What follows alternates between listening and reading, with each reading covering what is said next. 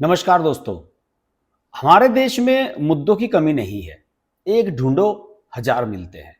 अब देखिए, एक बहुत पुराना मुद्दा था, वो फिर एक बार सुर्खियों में आ गया है। और सुर्खियों में आया है ये तो किसी और रीजन से आया है।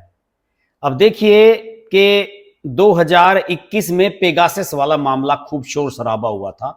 आपको याद होगा कि उत्तर प्रदेश के चुनाव से पहले राहुल गांधी, कांग्रेस, इन सब लोगों ने बड़ा हंगामा मचाया था कि पेगासस नाम का जो सॉफ्टवेयर इजराइल का है, उसके माध्यम से मोदी सरकार पत्रकारों की, एक्टिविस्ट्स की, पॉलिटिशियंस की जासूसी करा रही है और इसकी जांच होनी चाहिए। बड़ा हंगामा हुआ था। पार्लियामेंट का पूरा एक सेशन राहुल गांधी और उनके साथियों ने पूरी तरीके से बर्बाद कर दिया था। उसके बाद सुप्रीम कोर्ट भी जागी थी। सुप्रीम कोर्ट ने जस्टिस रविंद्रन के नेतृत्व में एक कमेटी का गठन किया था।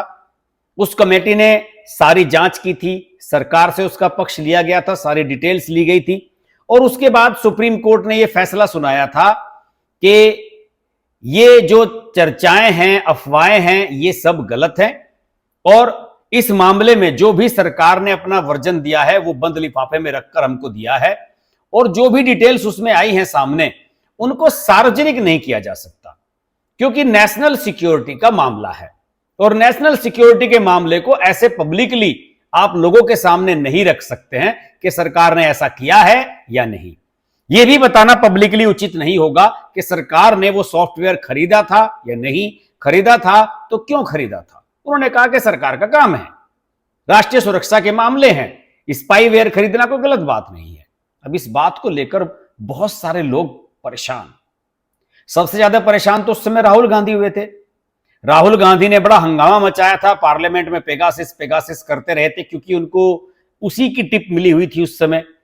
कभी उन्हें अडानी की टिप मिल जाती है, कभी पेगासस की मिल जाती है, कभी जातीय जनगणना की मिल जाती है, तो वो हमेशा एक मुद्दे पर ऐसे ही पकड़े रहते हैं उसको। बड़ा हंगामा किया।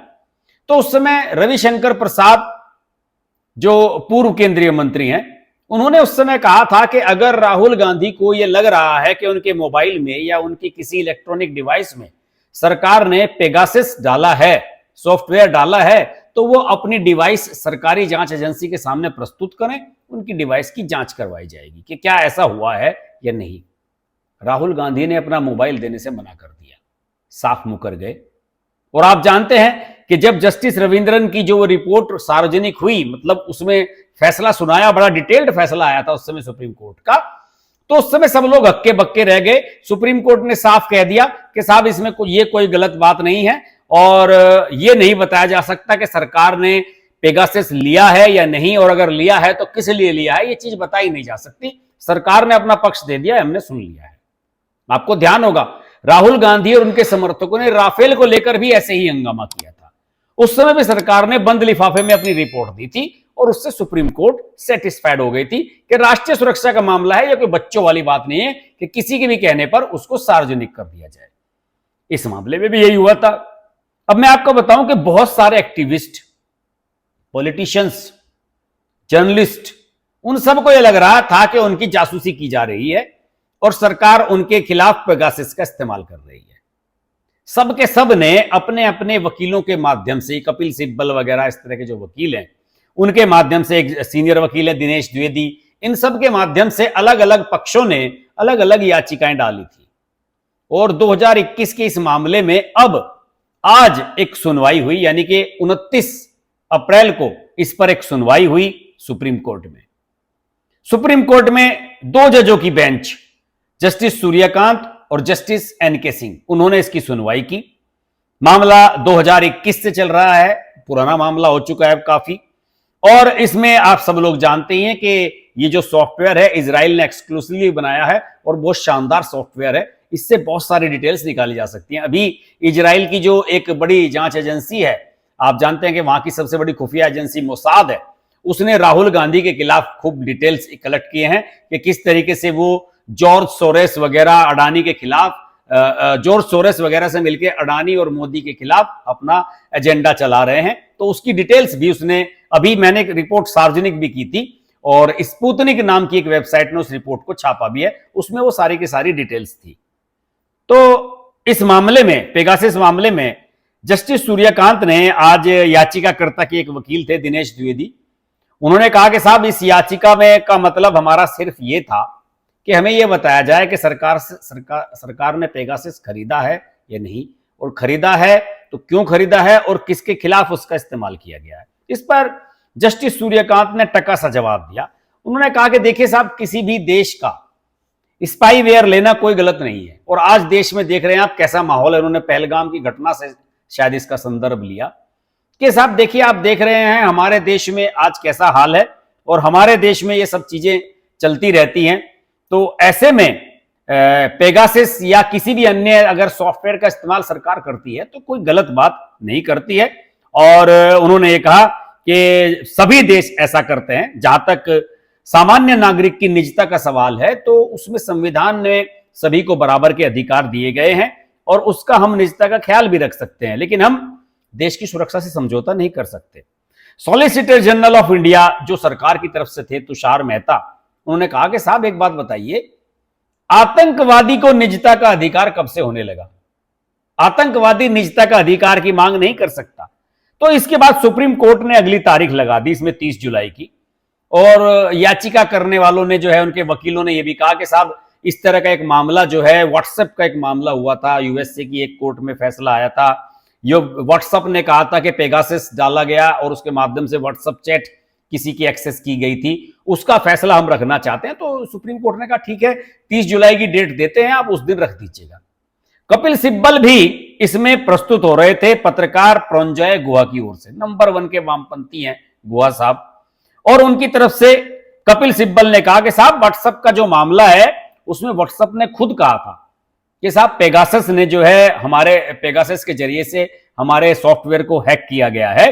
तो इस पर जस्टिस सूर्यकांत ने कहा कि देखिए, जो जस्टिस रविंद्रन की रिपोर्ट है उसमें हम डिटेल फैसला दे चुके हैं, तो अब इन सब चीजों का कोई मतलब रह नहीं जाता। तो क्या कहते हैं कपिल सिब्बल साहब? कपिल सिब्बल साहब ये कहते हैं कि साहब जस्टिस रविंद्रन की रिपोर्ट सार्वजनिक कर दीजिए। इस पर जस्टिस सूर्यकांत ने यह कहा कि आप कैसी बात कर रहे हैं, राष्ट्रीय सुरक्षा का मामला है, इस तरीके से कोई इतनी बड़ी रिपोर्ट सार्वजनिक कर दी जाए कि सरकार ने कौन सा सॉफ्टवेयर लिया है, किस किस की जासूसी कराई है, किस लिए कराई है, उनमें क्या डिटेल निकल करके सामने आई है। इस बात को लेकर उन्होंने बड़ा आश्चर्य व्यक्त किया कि कपिल सिब्बल जैसा सीनियर वकील इस तरह की बात कर रहा है। उन्होंने कहा कि साहब एक बात बताइए, अगर किसी इंडिविजुअल को परेशानी है, किसी व्यक्ति विशेष को परेशानी है, तो हमारे से संपर्क करें, हम उसे डिटेल दे देंगे। उनका इशारा राहुल गांधी की तरफ था। राहुल गांधी सबसे ज्यादा परेशान थे कि मेरा मोबाइल तो कहीं हैक नहीं किया गया है। अब इस पर जो तुषार मेहता थे, उन्होंने कहा कि सर ऐसा है, कुछ लोगों से डिवाइस सरेंडर करने के लिए कहा गया था, लेकिन उन्होंने डिवाइस सरेंडर नहीं की थी। तुषार मेहता ने भी नाम नहीं लिया, लेकिन राहुल गांधी की तरफ इशारा कर दिया। देखिए, इस मुद्दे में दोस्तों असली बात क्या है? असली बात यह है कि आपको देश की सुरक्षा की कोई परवाह नहीं है। आपको केवल अपनी निजी सुरक्षा देखनी है कि मेरा मोबाइल तो हैक नहीं हुआ, और मेरा मोबाइल हैक हुआ है तो सरकार को ऐसा सॉफ्टवेयर इस्तेमाल ही नहीं करना चाहिए। देखिए, सरकार सब लोगों पर नजर रखती है। अगर सरकार इन सब चीजों का इस्तेमाल नहीं करेगी तो सरकार कैसे चलेगी? सरकार को तो गिरा देंगे ये लोग सब मिलकर। इतनी बड़ी बड़ी विदेशी ताकतें बैठी हुई हैं, जॉर्ज सोरोस जो है मिलियन बिलियन डॉलर खर्च करने के लिए तैयार है किसी भी सरकार को गिराने के लिए। आप देख चुके हैं कि किस तरीके से डोनाल्ड ट्रंप को चुनाव हरवा दिया गया था, पिछले वाला 2020 वाला।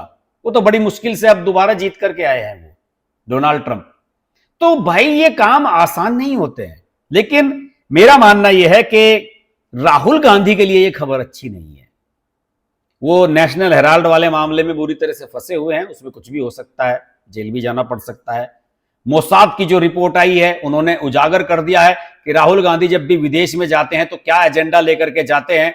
वो खुद इजराइल की जो जांच एजेंसी है उसने खुद ये जांच की है, और उसमें राहुल गांधी का नाम आया है, बेटर डायनेस्ट के रूप में उसको कोट किया गया है।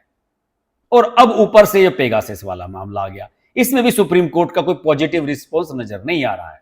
तो राहुल गांधी के लिए परेशानियां हैं। मुझे तो ये लग रहा है कि जितनी भी याचिकाएं डाली गई थी, उनमें से कोई याचिका राहुल गांधी ने भी डलवाई होगी कि यार मैं अपनी डिटेल निकलवा सकता हूं क्या, मैं किन किन से मिलने के लिए जाता हूं विदेश में, किस किस के साथ मैं बैठता हूं, उठता हूं, खाता पीता हूं, कहीं उसकी डिटेल तो सरकार को पता नहीं लग गई। ये सब भय कांग्रेसियों को राहुल गांधी को, कपिल सिब्बल साहब को सता रहा है।